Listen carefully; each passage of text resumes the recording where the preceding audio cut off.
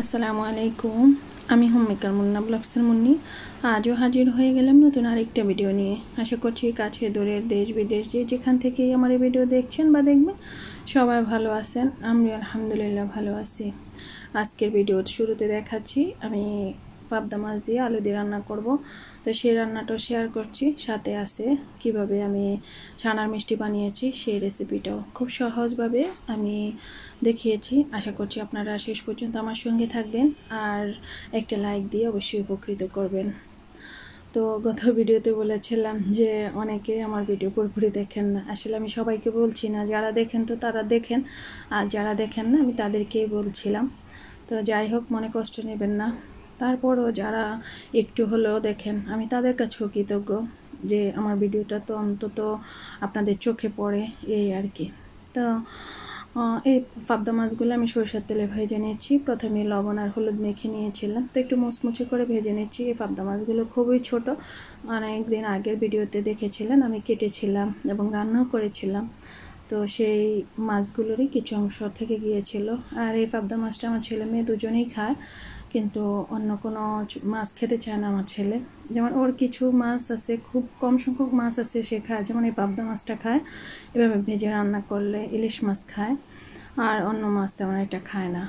তার জন্য অবশ্য পাবদা মাছটা ছোট হলেও মানে বলেছিলাম রাখার জন্য, যে যাতে ও খায়, তার জন্যই।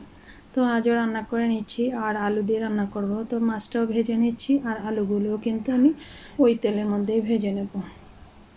তারপরে যথারীতি আমরা যে মশলা ইউজ করি, যা দিয়ে রান্না করি তা দিয়েই করে নেব।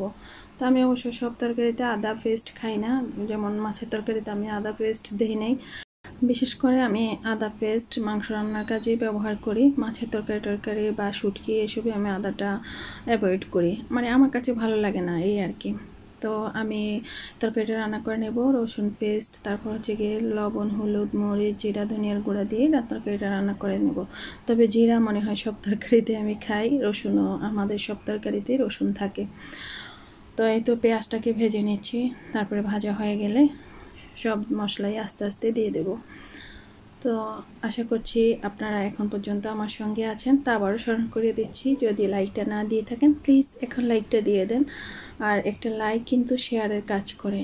আর যারা আমার ভিডিওতে নতুন এসেছেন, সাবস্ক্রাইব করতেছেন, আবার চলেও যাচ্ছেন, আমি তাদের কথা আর বলবো না। যাদের মন চাচ্ছে তারা চলে যাচ্ছে, আর যাদের থাকতে ইচ্ছে করছে তারা থেকে যাচ্ছে। তো একটু সময় দিতে হবে, অন্তত 2-3 দিন সময় দেন, দেখুন না আমার সাথে থাকা যায় কি যায় না। তো আপনিও সময় নেন, আমাকেও সময় দেন, তারপরে না হয় বন্ধুত্বর হাতটা বাড়িয়ে দেবেন। আমিও ইনশাল্লাহ সময় সুযোগ মতো চলে যাব।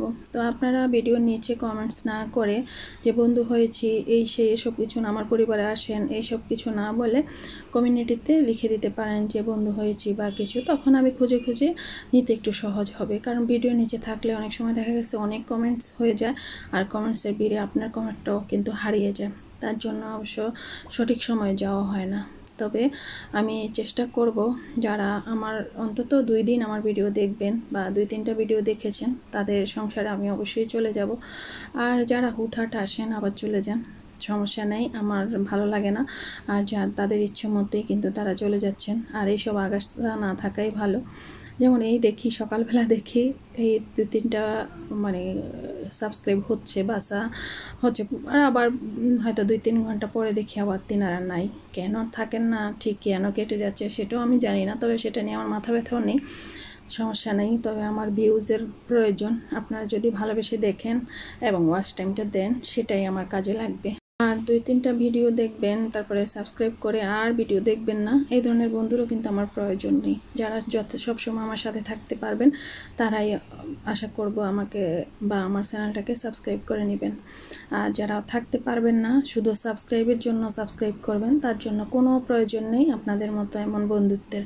তো যাই হোক, দেখেন আমার তরকারিটা কিন্তু রান্না হয়ে গেল, একটু ঝোল ঝোল রেখেছি, খেতে কিন্তু এভাবে ভালো লাগে, আপনারা চাইলে এভাবে করে নিতে পারেন। তো টমেটোও দিতে পারেন, তবে আমার ফ্রোজেন টমেটো ছিল কিন্তু ফ্রিজ থেকে নামাতে একটু অলস লাগতেছিল, তার জন্য আর নিলাম না। আর এদিকে দেখেন 2 লিটার দুধের ছানা। তো দুধটা কিন্তু একটু ফেটে গিয়েছিল, তারপরে পুরোপুরি নষ্ট হয় নাই, কেমন যেন একটু হয়ে গেছিলো, আমার কাছে একটু সন্দেহ লেগেছিলো, তার জন্য আমি সিরকা দিয়ে দিয়েছিলাম। তারপরে কিন্তু ছানা হয়ে গিয়েছিল, ছানাটা ভালোভাবে ধুয়েও নিয়েছিলাম, তো কোনো গন্ধ নেই, সিরকা টিরকার কোনো গন্ধ নেই। তারপরে এই যে ছানার মিষ্টি বানিয়ে নেব বা মিঠাই বানিয়ে নেব। তো একটা স্ট্যান্ডারে রেখে দিয়েছিলাম, সেটার পানি একেবারেই ঝরে গিয়েছে, দেখেই বোঝা যাচ্ছে। তো একটা চুলা একটা প্যান বসিয়ে দিয়েছি, আর তাতে দিয়ে দিলাম ছানাগুলো। তারপরে একটু এই যে স্প্যাচুলা দিয়ে ভেঙে নিচ্ছি। তারপরে আমার স্বাদ মতো আমি চিনি দিয়ে নিচ্ছি, যেহেতু আমার বাচ্চারা একটু মিষ্টি খাবারটাই পছন্দ করে, তার জন্য অবশ্যই একটু চিনি দিয়ে নিলাম। তারপরে কতক্ষণ রান্না করার পরে আমি কয়েকটা এলাচ দিয়ে দিয়েছি। তারপরে এলাচগুলো অবশ্যই তুলে দিতে হবে, তবে আমি কিন্তু তুলি নাই, খাওয়ার সময় যে জারটা তুলে নিয়েছিলাম। তারপরে একটু স্বাদ মতো লবণ দিয়ে দিয়েছি, আর হচ্ছে গিয়ে একটু সুজি দিয়ে দেব, যাতে বাইন্ডিংয়ের কাজটাও করে। আর একেবারে শুধু ছানা দিয়ে তো আর মিষ্টিটা হয় না, তো একটু সুজি বা আটা অনেকেই দিয়ে থাকেন, তো সেভাবেই করে নিয়েছিলাম।